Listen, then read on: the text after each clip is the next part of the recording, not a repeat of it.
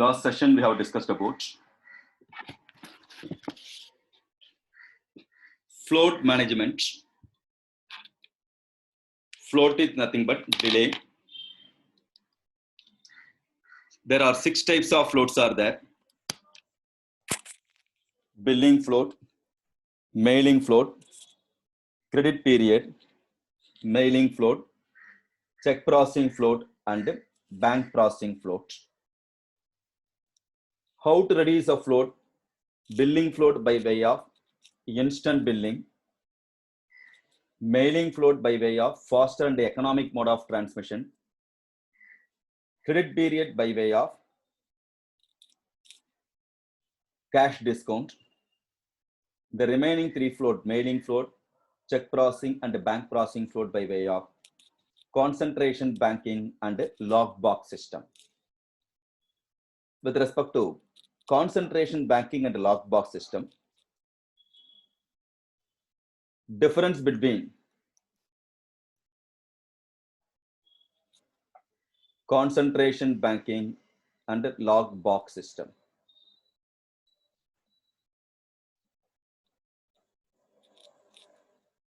With respect to concentration banking and lockbox system,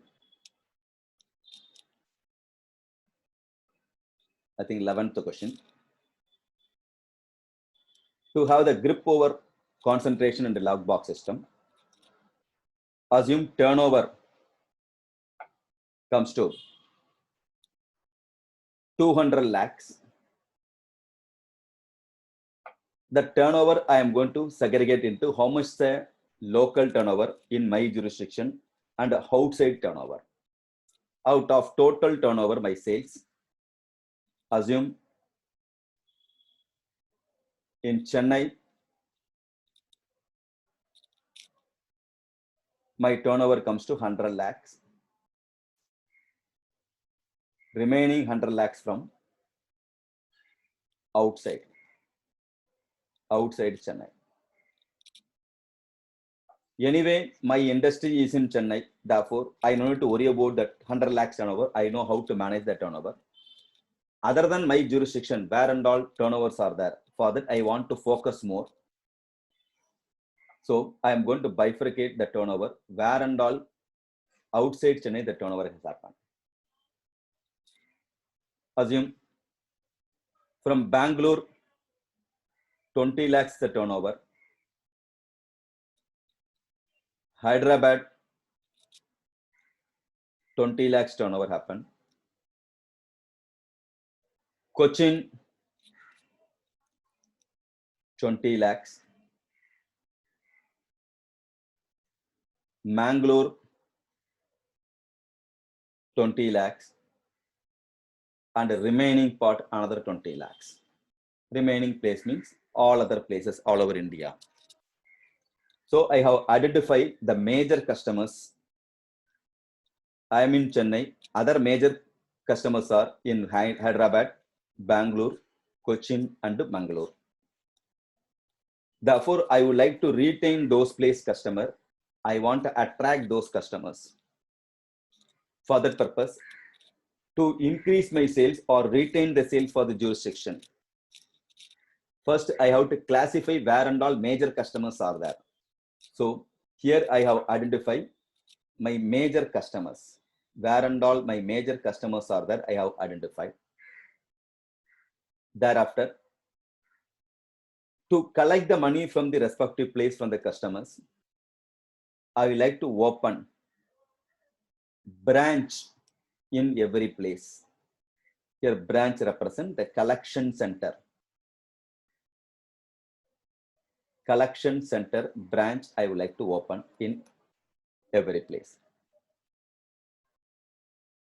Or I would like to appoint agent to collect the money from the respective place.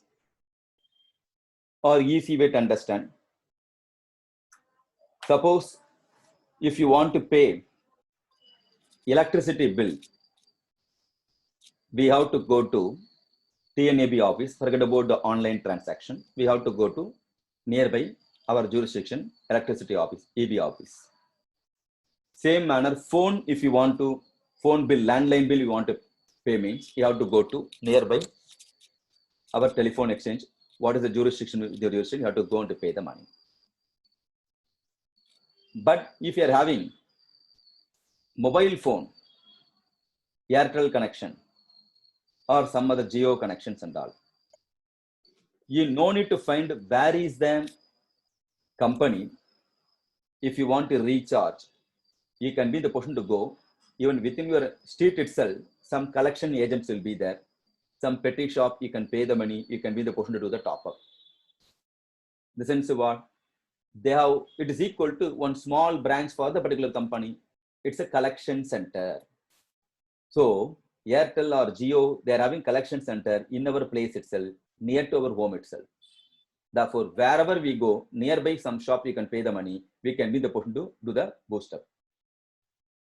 Similarly, to collect the money from the customer, so we want to open collection centers. From the collection center, we are going to collect the money from the customer. Because sales happen, we have to get the money from the customer. Remember the float management in the previous one. Goods sent to customer. Thereafter, we are preparing the bill, sending the bill, receiving the bill, sending the check, receiving the check, depositing the check. Thereafter, only collect the money. Therefore, time lag is there. Therefore, to reduce the time lag, I would like to open. You don't need to send the check by post, mailing, float. I want to avoid. Thereafter, after getting the money, I have to give the accounting department for the purpose of processing time, posting time. Thereafter, they have to deposit the money, check into the bank. Then collection period will be there. So to reduce the floats, I would like to open collection center in respective place where and all my major customers are there. There and all, I would like to open the collection center. The collection center duty, they will collect the money from the respective place and they will transfer the money to the head office, which is in Chennai. So that we can be the person to save some considerable time.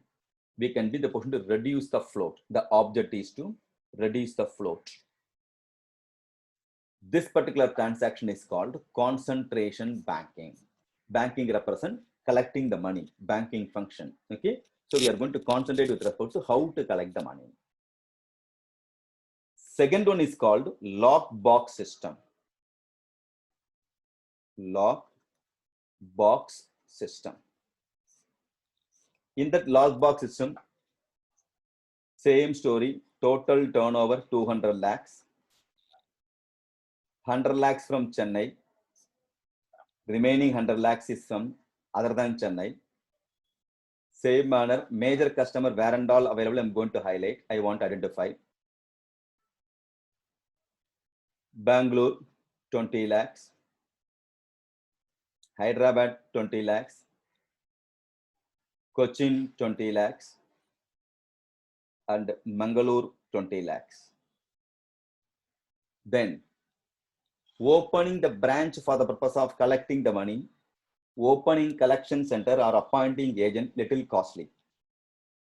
Instead of that, I would like to open local bank accounts. In every place, I would like to open local bank accounts. We are going to create box number, post box number, and we are going to give the number to respective clients with the respective place. Ask them to deposit based on the number. They will deposit the money in the local bank.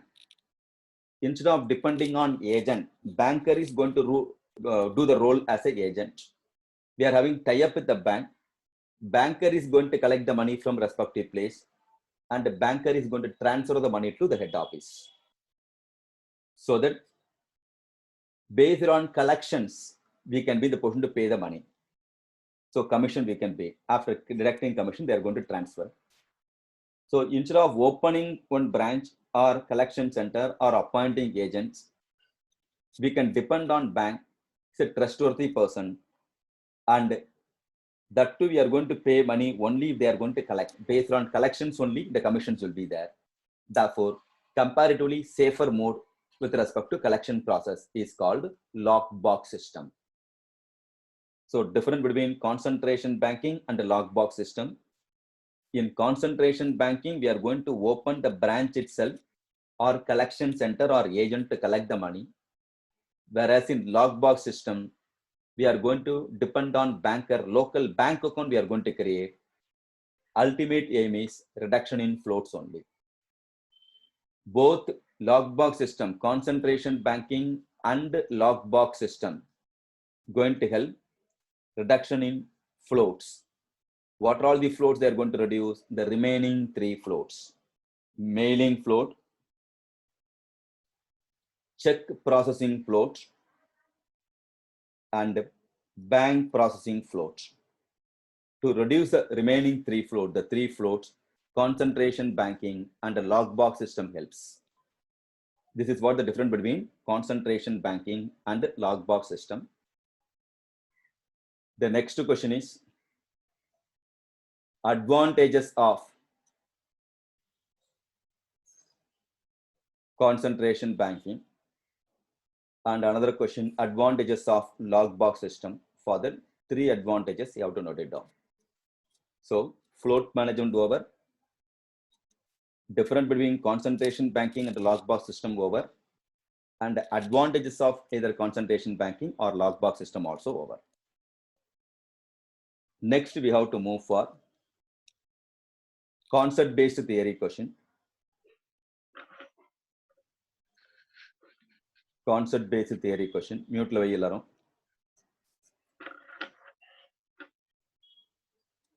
Now,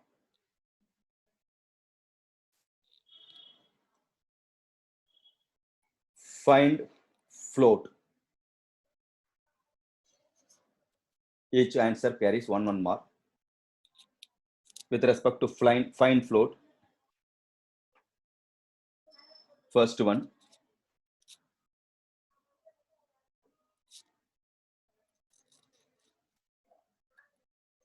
it is a period allowed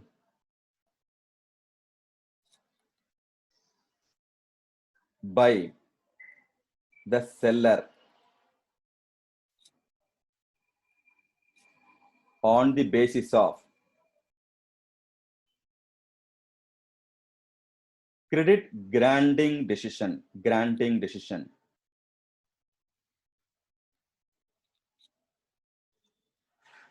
Period allowed by the seller for credit granting decision. That float is called credit period. 40 days, 30 days, the credit period. Second question.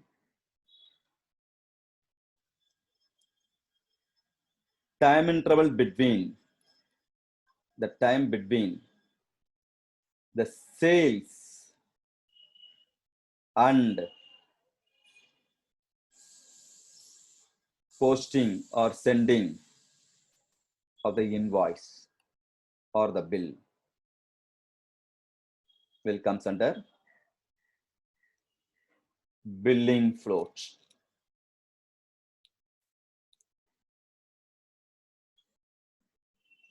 Third one. So the float will be there, the question mark. If you are going to write the correct credit period billing float, each one carries 1 mark. Third one, time between check is being issued or check is being processed by post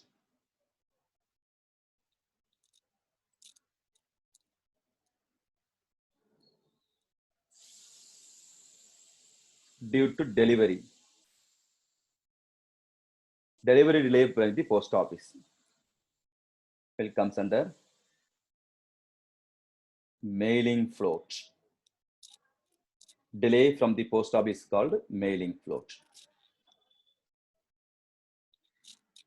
Next one,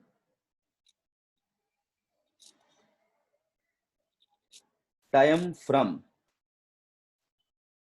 the deposit of check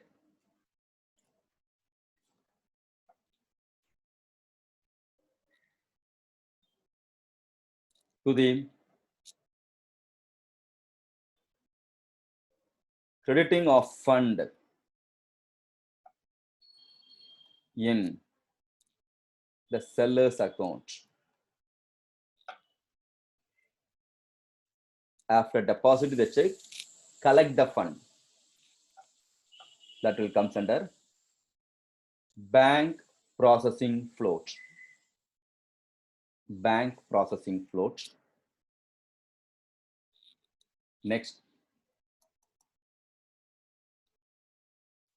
time when a check is being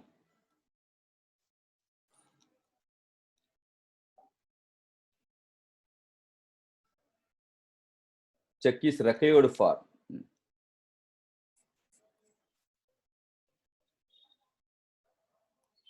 Required for the seller to sort. What happened to sort, record and deposit the check after it has been received. I'll repeat once again. Time when a check is required for seller to sort, record, deposit the check after it has been received. After receiving the check, before it's going to deposit the check, the other process is called check processing float. So 5-mark question, each one carries 1 mark. Concept based theory question. Next. Question number 14.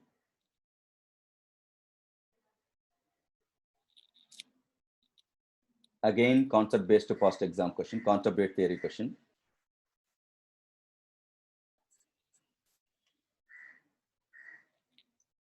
Find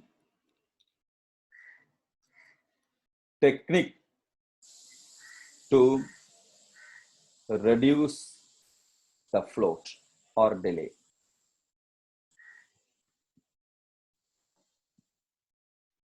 Float and technique.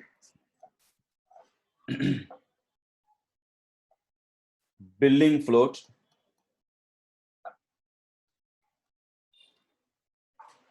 again mailing float,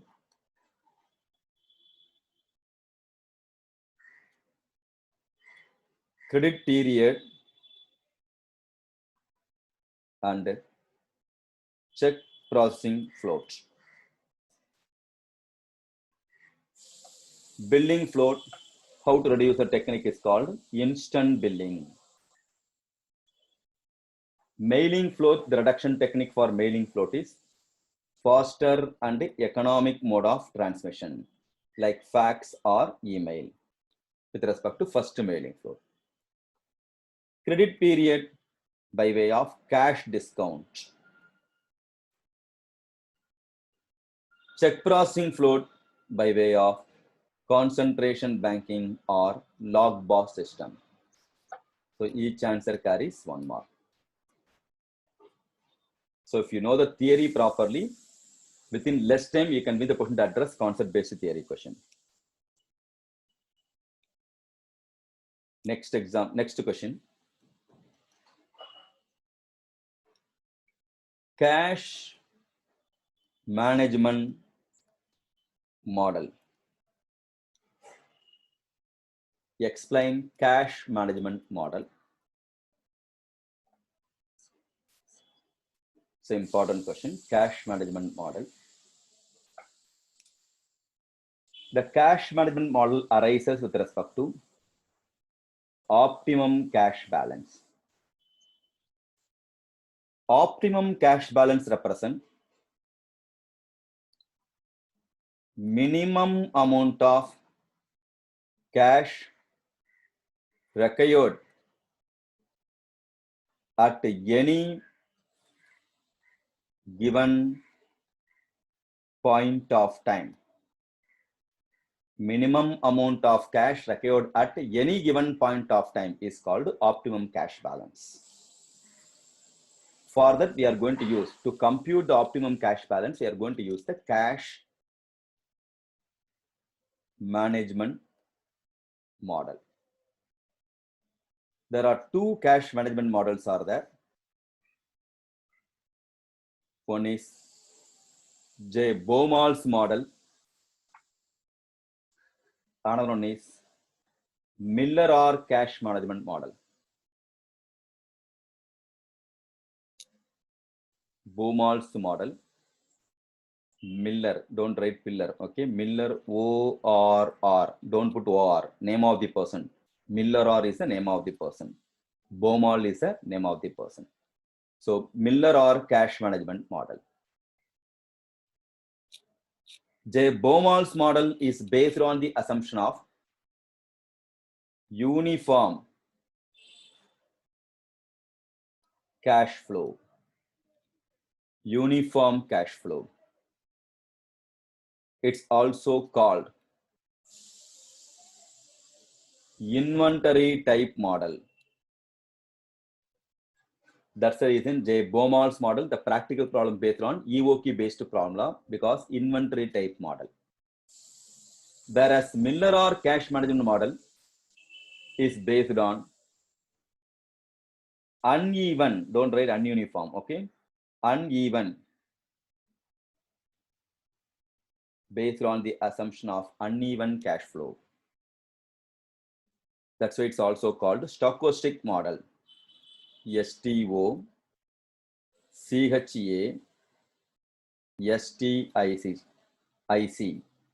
stochastic model. So two different types of cash management models are there.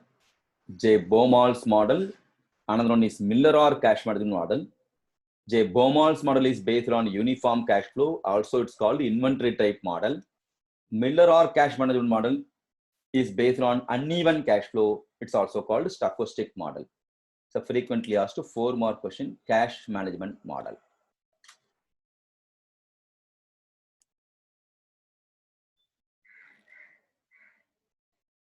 Next question. Assumptions under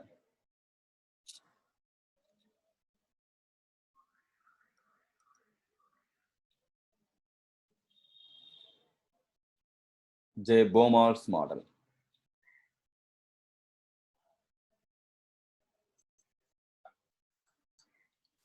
This question also frequently asked 3 more question. What are all the assumptions under J. Baumol's model?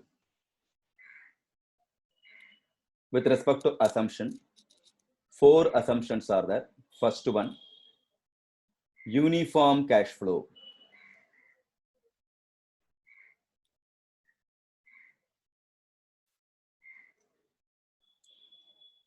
Second one, fixed transaction cost.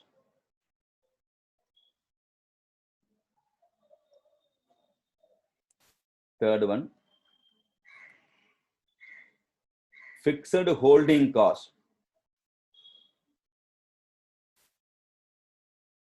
And last one, free marketability.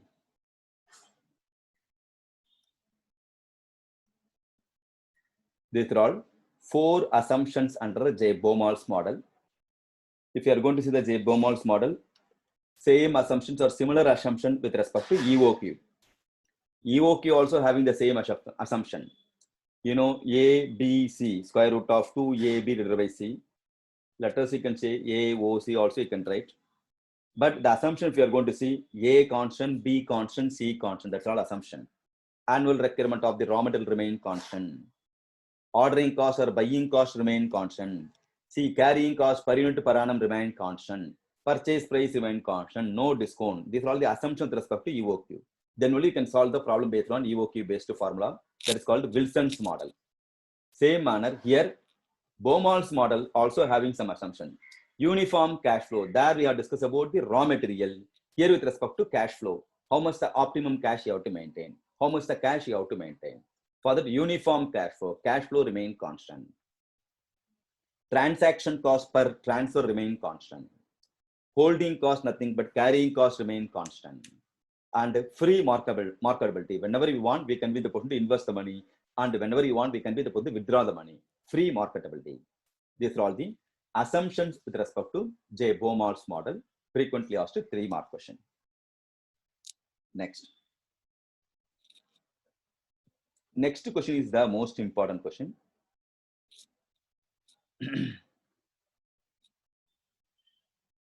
Explain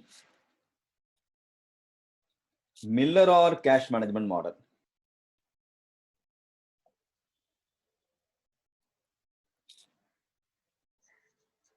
Miller-Orr cash management model.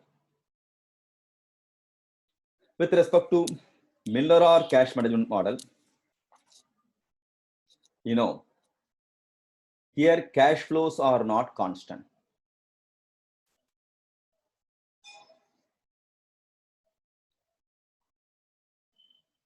The concept behind Miller-Orr cash management model arises. It's purely based on Miller-Orr has said, whatever the optimum cash balance we found, whatever the optimum cash balance we got it by way of J. Baumol's model is purely illogical. It's not practically possible because J. Baumol has copied the formula from Wilson's model. Optimum cash balance has been copied formula based on economic ordering quantity model. In case of EOQ, all the assumption may be hold good. Chances are there. Raw material always is available. Production schedule remain constant. This and all practically possible. Whenever demand is there, they won't produce. They will produce the product. They will keep it in demand. Whenever keep it in godown. Whenever demand is there, they will release. Therefore, production schedule throughout the year uniform manner will be there. That may be possible based on the nature of the raw material and the finished goods. But in case of cash, we can't the person to say uniform cash flow. That is not practically possible. Or in other words, how much you need cash? Is it possible for you to tell how much you need cash? It may going to vary from one person to another person and one period to another period. If I'm going to Premier Academy to take the class, assume I need 50 rupees. I need going to expense for tea or coffee. Then I need what? 50 rupees. Instead of I'm going to Premier Academy, I'm going to take the class in Zoom and I'm going to take the class in home itself. Then I don't need to spend money. Instead of in Chennai, I am going to Coimbatore or Bangalore, some other place I'm going to take the class. The cost may going to increase or decrease. Not only tea, coffee expense, but also food expense also have to bear. Therefore, period to period, my cash outflow going to vary. Place to place, the cash outflow going to vary. And moreover, who has to identify how much the cash you need? Only you alone, that particular individual alone. Even the parents may not know how much you need the cash. What's triggering? Even the parents may not the person to identify. Depending upon your requirement, the cash flow may going to vary. Therefore, as an individual only can be the person to identify how much you need fund, how much you need money. We can't the person to use the calculator square root of 2a t divided by I. A represent annual requirement of cash, T represent transaction cost, I represent interest. Apply, go to client place, ask them to open the teller. How much the cash you are having, sir? No. J. Baumol is there. He has identified one technique. We have to use the calculator. You have to identify. Therefore, after computing everything, you have to maintain only 5,000 rupees. Is it practically possible? That may be the last audit for you. Because clients knows better how much they need the cash. It's purely based on industry to industry. As an individual, you and me may not the person to identify how much I need money. How can you able to identify? How can we begin? If I be the person to say the client has to maintain the money. Therefore, the optimum cash balance by way of computation of formula, it's practically not viable. That is what Miller-Orr said, because that is a copied from EOQ formula. It's not fair. Then how to identify the optimum cash balance? With respect to identification of optimum cash balance, the industry has to identify how much fund they need. It's purely based on their experience they have to identify. We can give the tricks to identify the cash. We can't the person identify by way of using the calculators or for formula. Then how to identify, sir? Based on the past experience. Refer the cash book. or projected cash flow statement or previous year cash book. Periodic basis, how much the cash available, cash in hand available. Tally, toolbar and pie chart will be there. So identify how much the fund available.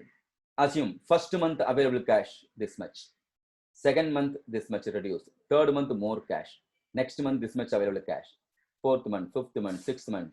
So take 1 year period. Okay, how much the cash available. Thereafter, after identifying how much the cash available, draw the chart, connect all the dots.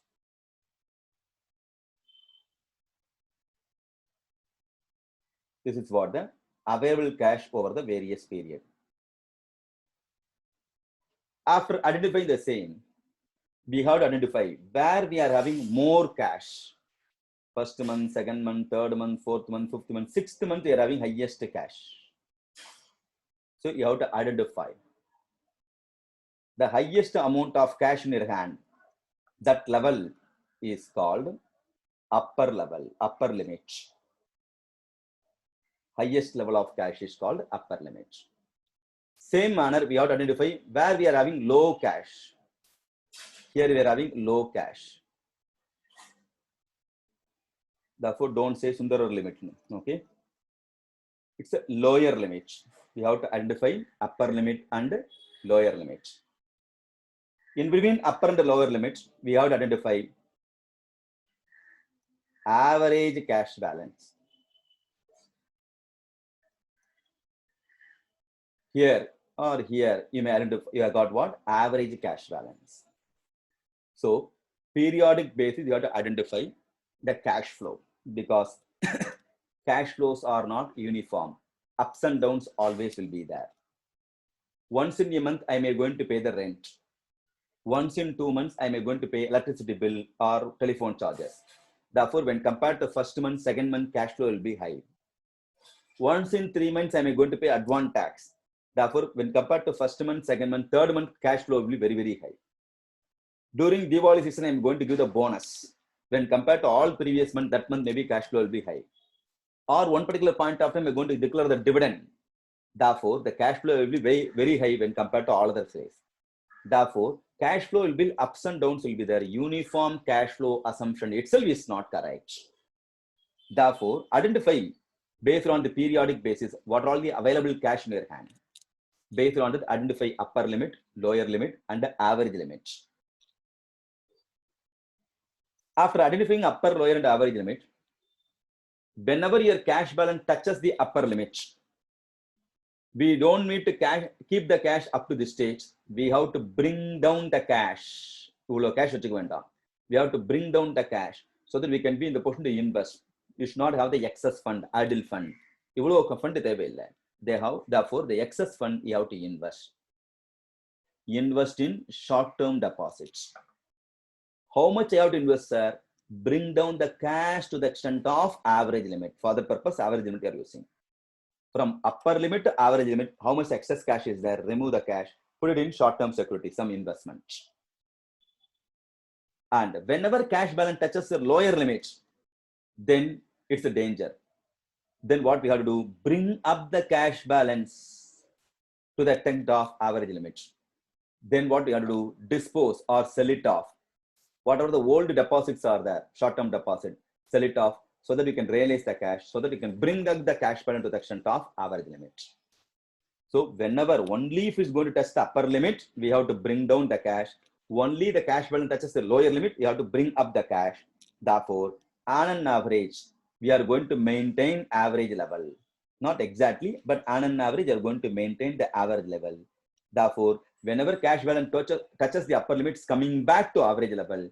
Whenever cash balance touches the lower limit, it will coming back again to our level. Therefore, it's also called return point. Based on return point, we can be the position to fix the optimum cash balance. This is what Miller-Orr says. This is called Miller-Orr cash management model. It's purely based on uneven cash flow. The next important question that is also based on Miller-Orr cash management model. Assumptions under Miller-Orr cash management model. So 2-mark question. You know the first assumption, it's an uneven cash flow. Cash flows are not uniform. Then marketable securities, because you are going to invest the fund in the marketable securities, have a marginal yield.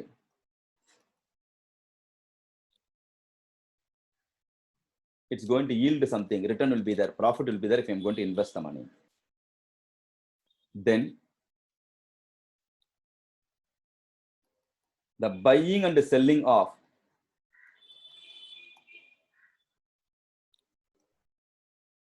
marketable securities takes place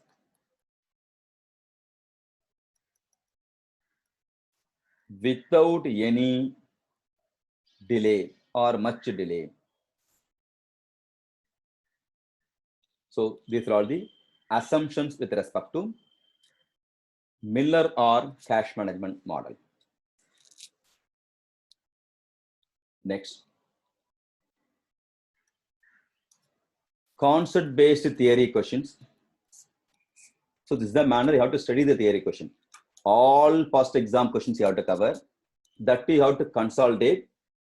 Whenever the question with respect to Miller all the Miller based question you have to segregate, and ends with concept-based theory question based on that particular segment, so that you'll have a better grip over the entire theory, so that you can understand the practical problem also.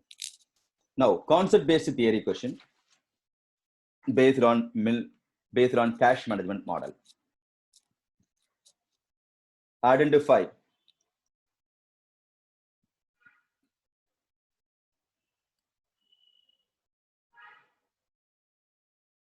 the cash management model. Which model you have to identify? First one, inventory type model, question mark. That model is called, J. Baumol's model is called inventory type model. Second one, these limits may consist of upper limit, lower limit, and return point. In which one? Miller or cash management model.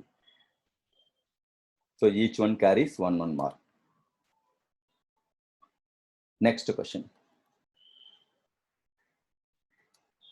According to this model,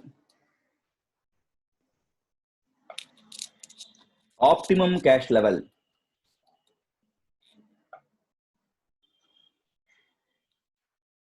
is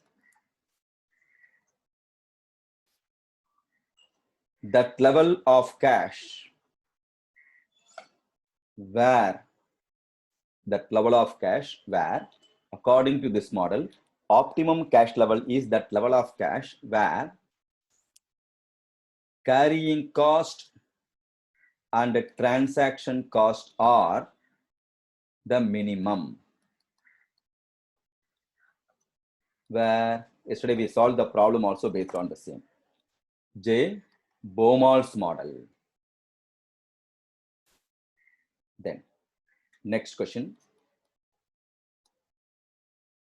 This model is similar to Wilson's model. Wilson's model, nothing but economic ordering quantity, derived the formula by way of Wilson's model. You know the name of the person also. So J. Baumol's model is copied or based on the J. Wilson's model, EOQ model. Next. Cash payments are presumed at different amounts on different days. Nothing but cash flows are not uniform. Will comes under Miller-Orr cash management model. Next, it's based on the assumption of uniform cash flow. The answer is J. Baumol's model. After understanding the concept, theory question is very easy. It's based on the assumption of uneven cash flow. The answer is Miller-Orr cash management model. Next, eighth one.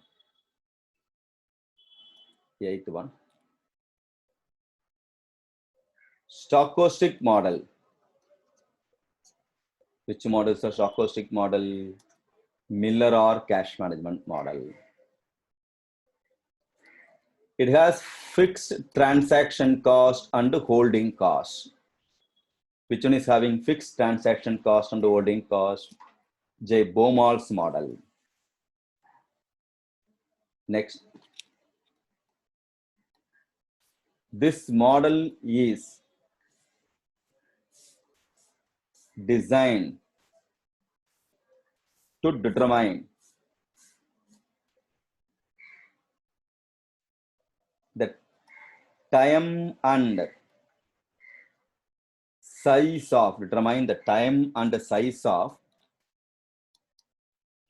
transfer between an investment account and cash account. This model is designed to determine the time and the size of transfer between investment account and cash account. It comes under Miller-Orr cash management model. Next, in this model, control limits are available with respect to cash. That is also Miller-Orr model. So first exam, they asked 10 questions. Each one carries half mark, 5 mark question they asked. So identification of Miller-Orr as well as one J. Baumol's model.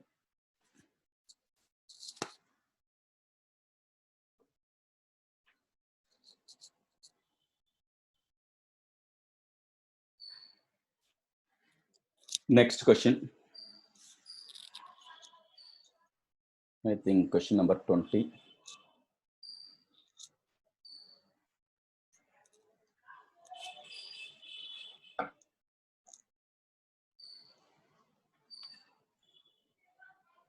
You know, if at all you need money as an individual,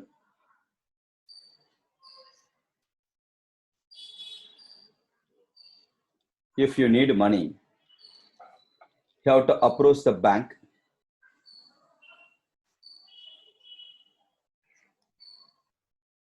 From the bank, if you are going to get the money, assume you are going to give the jewelry to collect the money by way of giving your jewelry, and if you are going to get the money, then that is called pledging. Instead of jewelry, we are having house property. We are going to transfer the house property to get the money. Then that particular transaction is called mortgage. So mortgage is for immovable property, pledge is for movable property. Another one is that you need money, but you don't have any jewelry or you don't have any assets. Jewelry means your product you are going to transfer to the bank. The product will be there in the banker's custody. But in case of immovable property, you can't the person to take your house property and to keep it in what bank? You are going to give the title, you are going to give the documents. Based on document, they are going to give the loan. For both the cases, we are having some assets. Based on the asset, banker is providing loan. The next case, I don't have any assets. I am very poor. Or for example, I need auto. By way of running the auto, I am going to earn income. So for my bhojan is based on working as a auto driver. I need for that, I have to get the auto. So if I'm going to approach the bank, if I'm having jewelry or if I'm having house property, I can be the person to purchase on my own. I am having nothing, but I'm depending on bank like small scale loan, SSI and all. In the circumstance, banker may going to give the loan. They are going to ask you to get the auto. You can get the auto, the product, but the vehicle in the bank's name. Vehicle will be there in the bank's name. You might have seen either call taxi or auto hypothecated in that particular bank, Indian bank. This particular transaction is called hypothecation. Hypothecation represents we are having assets. I may have the auto. I'm using the auto. By way of running the auto, I'm going to earn money. Out of which I am going to settle the loan. But the title, all documents will be there in the banker custody. Banker will not provide those what document because in between, if I'm not going to settle the money, settle the loan, then they'll come and seize my product, the vehicle. Thereafter, action by way of actioning, they will sell the products and get back the money, whatever the pending money from you. That concept is called hypothecation. So the vehicle with us, but title may not with me. Title in the banker's custody. After earning income out of the vehicle, after settling the money, I am going to get back my title also. So this is with respect to, as an individual, I can be the person to approach the bank to get the money either by way of pledge or mortgage or hypothecation. Suppose, if I am not an individual, if I am a company, then X Limited company. We also need money. As a company also we need money. We have to approach the bank. But individual point of view, jewelry is asset or house property is asset. For company, cannot the person to give any jewelry to get the loan. For that purpose, company's point of view, asset represent in balance sheet. Current asset will be there. In that, one of the current asset is called debtor, also called receivables, also bills receivable. Everything is called one debtor. Debtor is my asset. By way of debtor, as an individual, you can be the person to give your jewelry and to get the money. Same manner, as a company, my asset is called debtor. I have to get the fund. I have to receive the money. Assume worth of the debtor comes to 5 lakhs. Then that 5 lakhs worth of the debtor, I can give it to bank. I'm a company. My asset is called debtor. These are all my books of accounts. I am surrendering all the document with respect to debtors. Kindly give some money or loan. For that purpose, I have to prove the 5 lakhs worth of the debtor. The 5 lakhs worth of the debtor out of debtor A, B, C, and D, more than one debtor. Total value of the debtor comes to 5 lakhs. Debtor represent I sold the product and I have not received the money. I have sold the product to Manaswini. I yet to receive the cash from her. Then Manaswini is going to be called debtor. I sold the product to Tangam. She has not paid the money. So still pending is there means the Tangam is going to be called my debtor. So the outstanding money out of the sale is called what? Debtor. Then all the debtors, before I'm going to give the product, I may going to ask you to sign. I am liable to pay. IOU. I am liable to pay. Your name of the person. Okay. What is your name? Son of or daughter of, and address. How much worth of the product you have purchased from me, and how much you are liable to pay when you are ready to pay. Thereafter, you have to sign. The documents will be there for each and every debtor separately. All the documents are called bills. That is popularly called bills receivable. You know, Negotiable Instrument Act 1881. In Indian Negotiable Instrument Act 1881, there are 3 types of valid documents are there, negotiable instruments are there as per the Indian Act. One is promissory note. Second one is bill of exchange. Third one is called check. Section 4 talks about promissory note, 5 talks about bill of exchange, and 6 talks about check. We are talking about the bill of exchange. You know what is called the bill of exchange? It's an instrument in writing containing an unconditional order signed with the maker to pay certain sum of money only to or to one order of the person is called the bill of exchange. We got the document, signed bills are available with us. That I am going to submit to the bank. These are all my debtor, proof for the debtor, all the bills receivable available. Based on that, kindly give some cash, kindly grant some loan. I have submitted all the bills to bank. Worth of the total bill comes to 5 lakhs. The worth of the bill, my asset 5 lakhs means banker will not pay the entire 5 lakhs. Out of it, after deducting some commission, assume they are paying 4,50,000. So that for my immediate cash flow, I can be the person to enjoy the money of 4,50,000. This particular loan or this particular transaction is called bills discounting. The transaction is called bills discounting. Like as an individual, I can be the person to get the loan by way of pledge or mortgage or hypothecation. Entity, company also can be the person to get the loan by way of bills discount. Now you got the concept with respect to bills discounting. But again, I am going back to the previous story. Jewelry you are having, you are going to give the jewelry to bank so that you can be the person to get the money. Or instead of giving jewelry to the bank,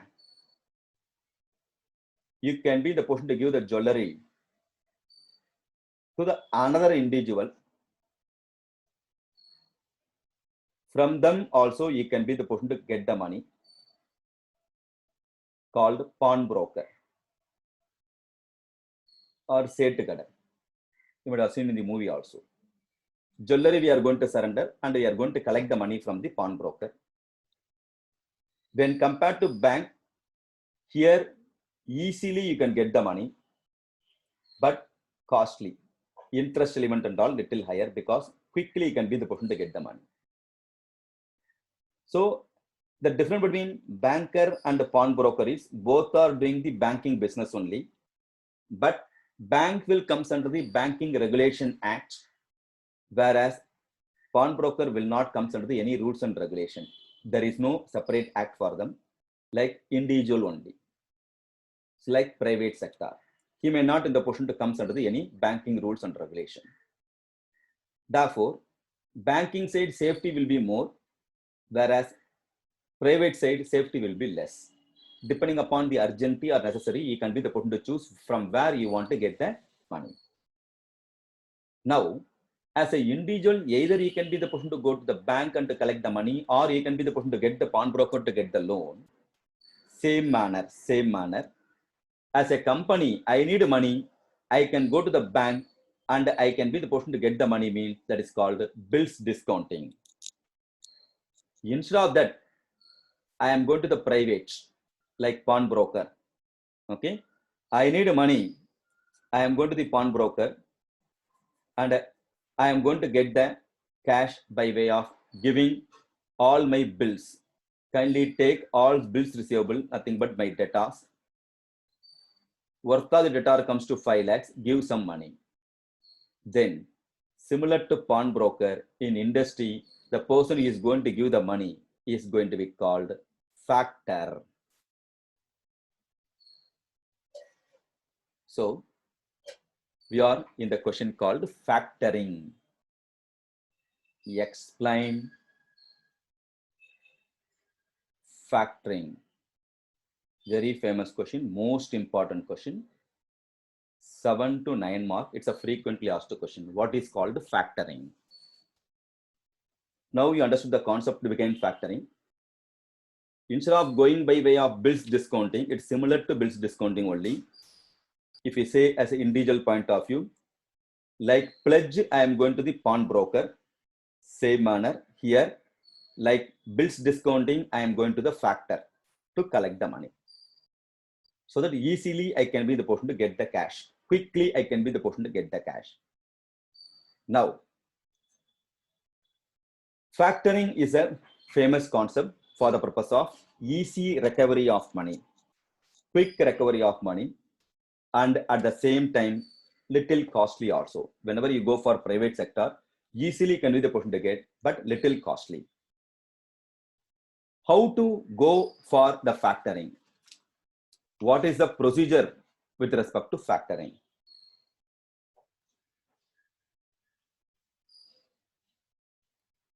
Procedure for factoring.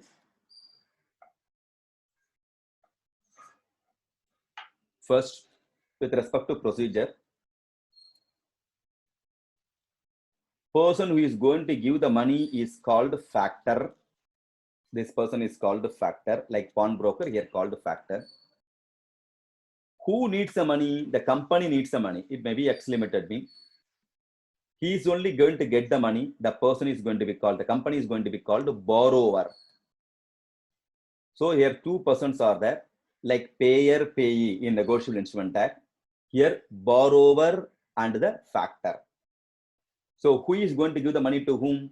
Factor is going to give the money to borrower. Like individual is going to get the money from banker, or banker is giving the money to what individual. Here factor is going to give the money to borrower.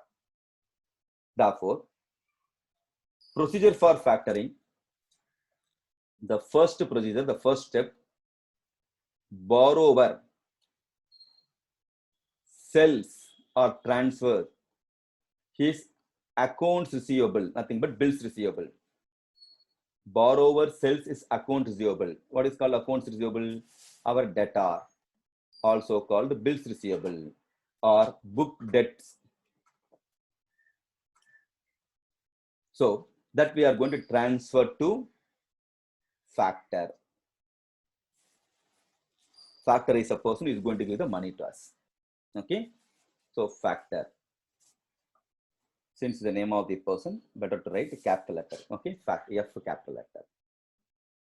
Second one. Factor purchases the receivable, the bills receivable or accounts receivable, and provide advance based on receivables, bills receivable. He is provide advance to borrower. He is giving money to borrower. Providing advance. Full money he won't give. After adjusting, nothing but after deducting, he will deduct few things. Suppose you are going to give the 5 lakh, the same 5 lakh he won't give. After deducting, first one, safety margin.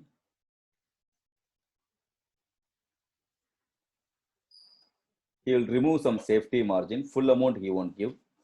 That is equal to reserve. It is similar to the concept of if you go for house property or letting the house property, hiring the house property as a tenant, if you go means House owner will ask 10 months housing rent you have to give as advance. That is refundable only.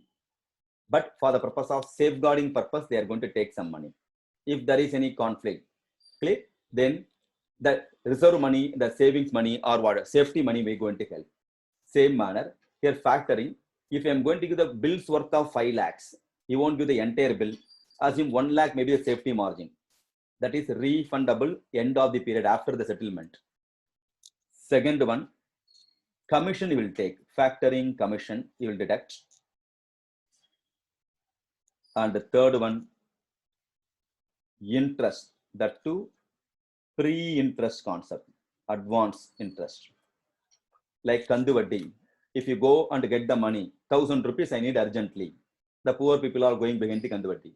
They ask you to sign the voucher for 1,000 rupees, but after deducting 100 rupees in advance, balance only will pay.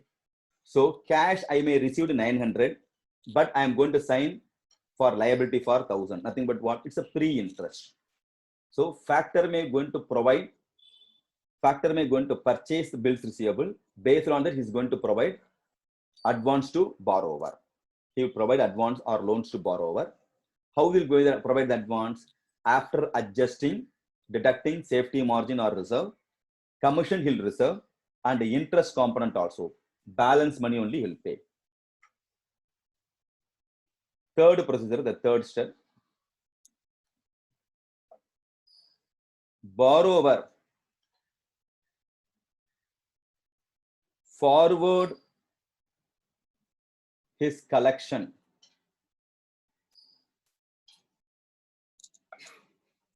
to the factor. Borrower forward his collection to the factor. In the sense of what? I am a borrower company. I am providing bills and the factor you are paying money to me. Now I am liable to repay the fund. How I am going to repay? In what basis I got the money? By way of giving bills discount, by way of giving the bills or what bills receivables. So all my debtors I have surrendered to you. Now periodic basis debtor may going to settle the money, that money I am not in the position to touch. I will forward to you. Like message I am forwarding. What I am getting the same message I am going to forward. Same manner. Whenever debtor is going to give the money, I am going to forward. Don't give the money to me. I am forwarding to factor because based on the bills only I got the money. Therefore, borrower forward his collections, the bills received money to the factor. And last procedure, factor may also provide allied services. Other services, allied services also they'll provide. It may be allied services like credit investigation,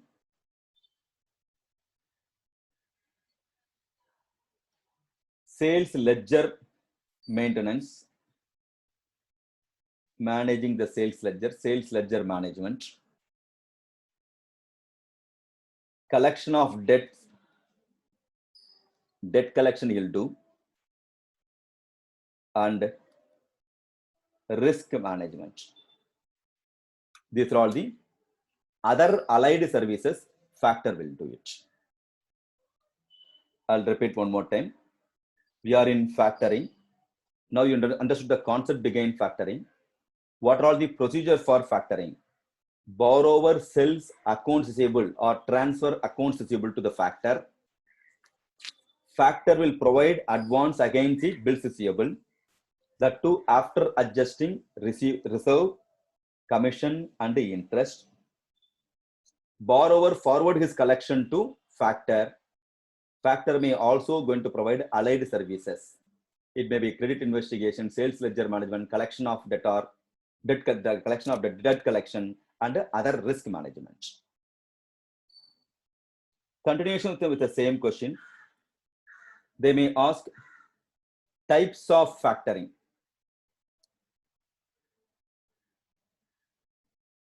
Twenty-first question. Types of factoring.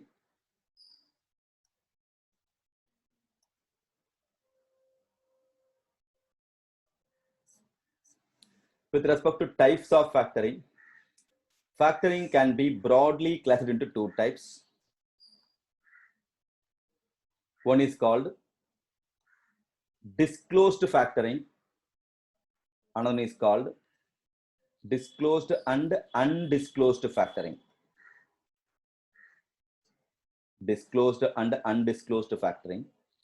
Another is called recourse and non-recourse factoring. Recourse factoring and non-recourse factoring. These are all the types of factoring. Disclosed factoring represent what? Now, I am a company, nothing but borrower. You have given the money, you are going to be called factor. Based on the bills, all collected bills receivable available, I am going to surrender the bills to you and I am going to collect the money. Who is the owner of the bill? The debtors. Therefore, it is not my duty to inform to the debtor based on your document, based on your signed bills receivable only, I am going to collect the money from borrower. அவன் sign போடுறத அடமானம் வச்சு தான் நான் பைசா வாங்குறேன். Therefore, என்னோட தார்மீக கடமை என்ன? I have to inform to the debtor. Therefore, I have to disclose, yes, all your bills I am going to give to that factor, I am going to collect the money. Then it is called disclosed factoring. If I am not going to disclose, if I am not going to inform to my debtors, then it is called undisclosed factoring. Between two, which one is dharma? It is our duty to respond. It is our duty to what? Or inform to the debtor. Therefore, in India, disclosed factoring only possible. Undisclosed factoring is prohibited. Same manner, recourse factoring and non-recourse. Recourse and non-recourse you might have come across in Negotiable Instrument Act. If there is any future problem, who has to safeguard? That is called recourse. Remember the original example, pledging. Jewelry is there. As an individual, I am going to give the jewelry to you and I am going to collect the money from you. So you are going to be called a pawnbroker. I am going to be called the individual. I am borrowing the money from you. One of the jewelry is a forgery jewelry. Then who is responsible primarily? I am only responsible. I only transfer the jewelry to you. If there is any issue, I have to safeguard. Therefore, if you are having suspicion, the jewelry is not proper, or out of 5 jewelry I have given, 4 jewelry I am having bill, 1 jewelry my bill was missing. In the circumstance, you may ask, where is the bill? No, long back I purchased, bill is not there. Then if there is any problem, somebody is going to come and claim, means what I do? Then you will give what? No. I will give the assurance. If there is any problem, I will compensate.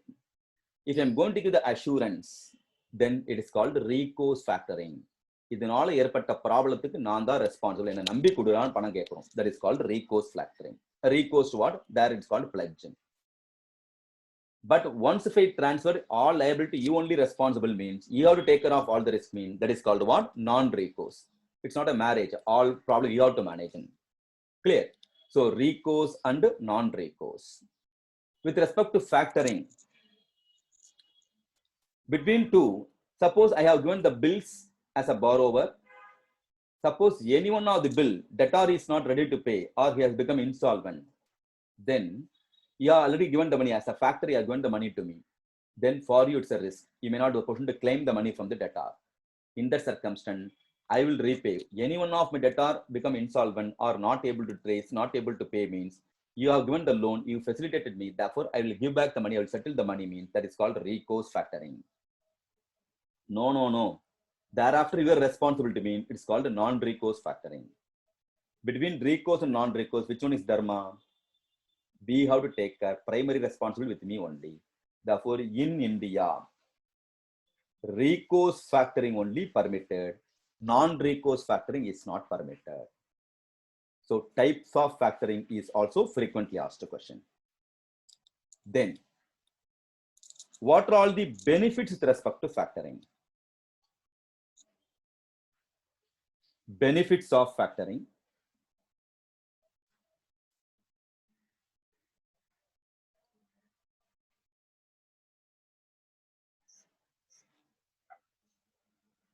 Twice the question appear in the main exam. The first benefit, accounts receivable are easily convert into cash. Quickly I can convert into cash. Then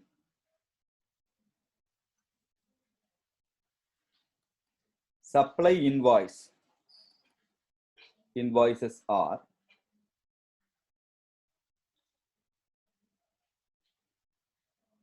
factored immediately.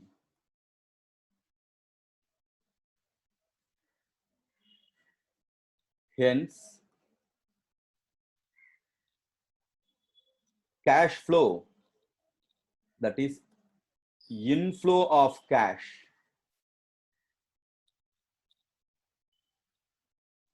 will be quicker and easier, like sales pattern.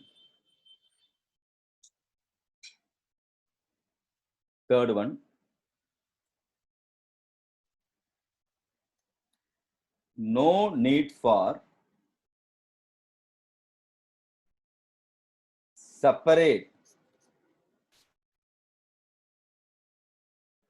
credit department.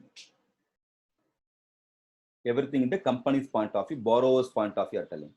Credit department, because the credit management is going to handle by, credit investigation is going to handle by the factoring. Therefore, our side, that work has been removed. Next,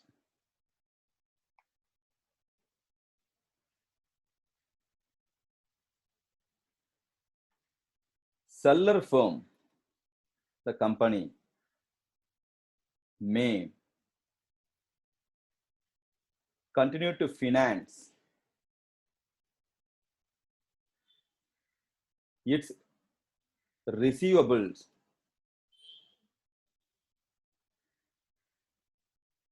continuously.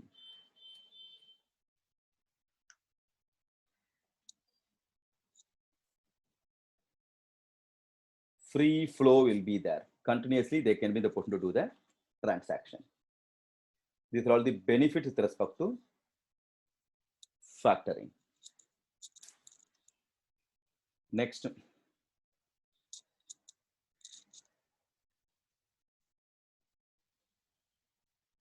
difference between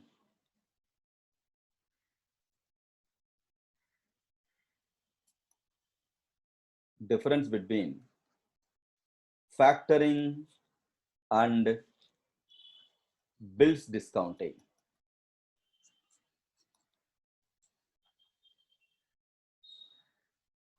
This question also famous question, frequently asked a question. Difference between factoring and bills discounting.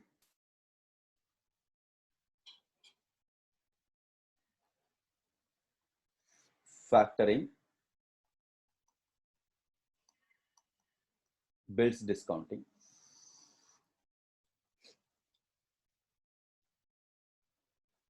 With respect to factoring, factoring is also called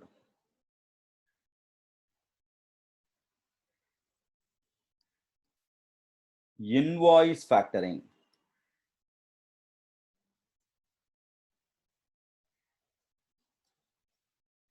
Similarly, bills discount is also called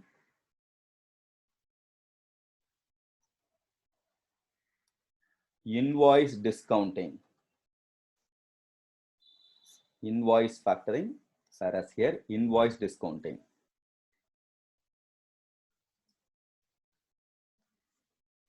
Here parties in factoring, three parties will be there. Borrower, the company is called borrower. Then second one, factor, who is going to give the loan, the amount is called factor, advance money is called factor. And debtor, based on debtors bills received only, we are going to collect the money. Therefore, three parties are involved in factoring. Whereas here the parties are drawer, drawee, and payee. Banker is going to be called payee. Drawer and drawee, who is writing the bill and who on behalf of whom you are going to write the bill. It's a drawer and a drawee. Next, third one. It is a sort of management of book debts, whereas with respect to bills receiving, it's a sort of borrowing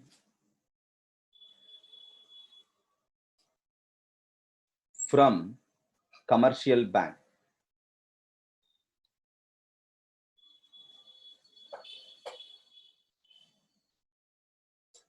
Fourth difference,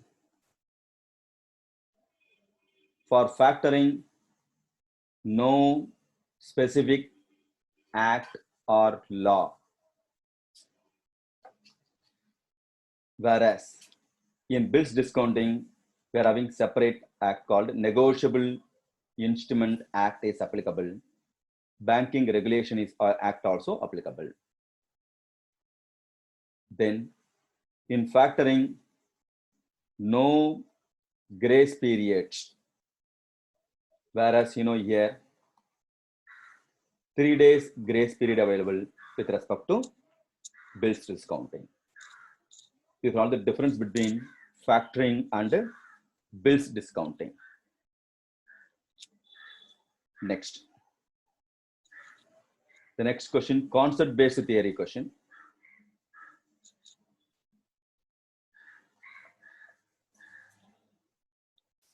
Validate the statement based on the concept of factoring.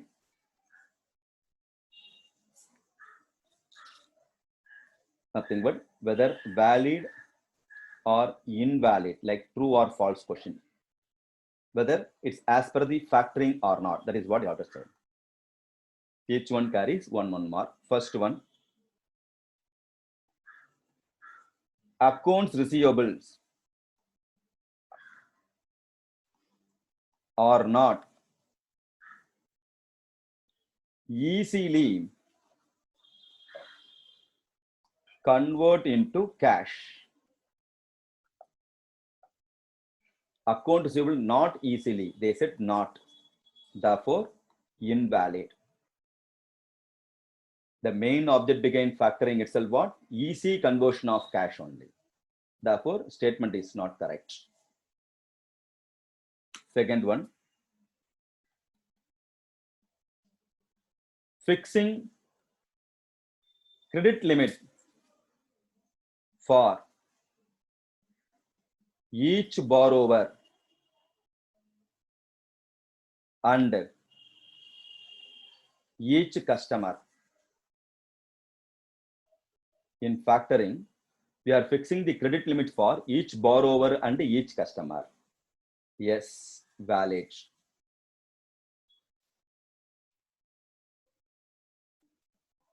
Third one, sales to sister concern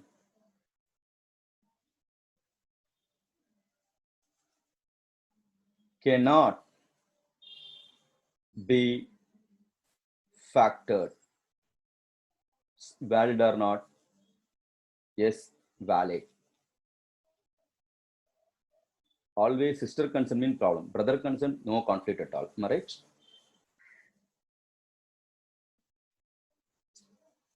Fourth one, instruction to customers that payment shall be, instruction to customer that payment shall be forward directly to the factor is not required. Valid or invalid? Invalid. Once if you undergo factoring, money has to be forward from borrower, has to forward the collection from debtors to factor. They said not, therefore it's not correct one. Next. There is no need for a separate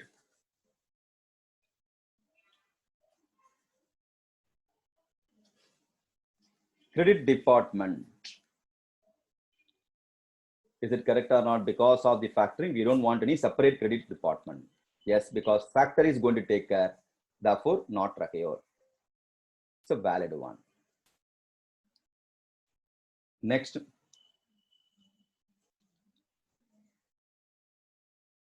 Financial arrangement between borrower and factor. Factoring is a financial arrangement between borrower and factor. Yes, correct. So valid.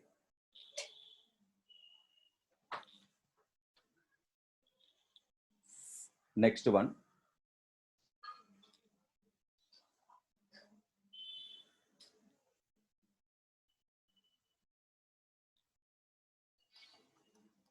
Borrower purchases account receivable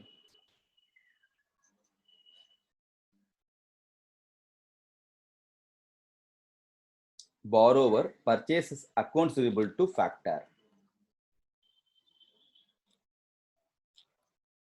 Correct? No, not valid. You are going to transfer, you are going to sell. Next one.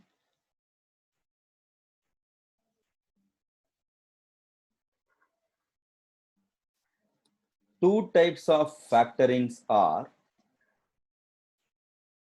disclosed and undisclosed. Again, not valid.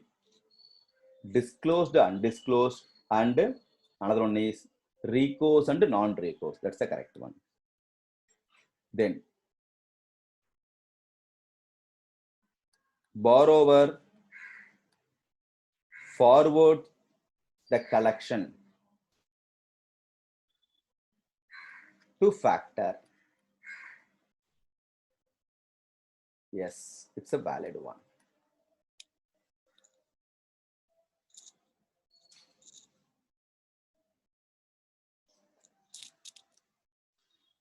Okay. Next question.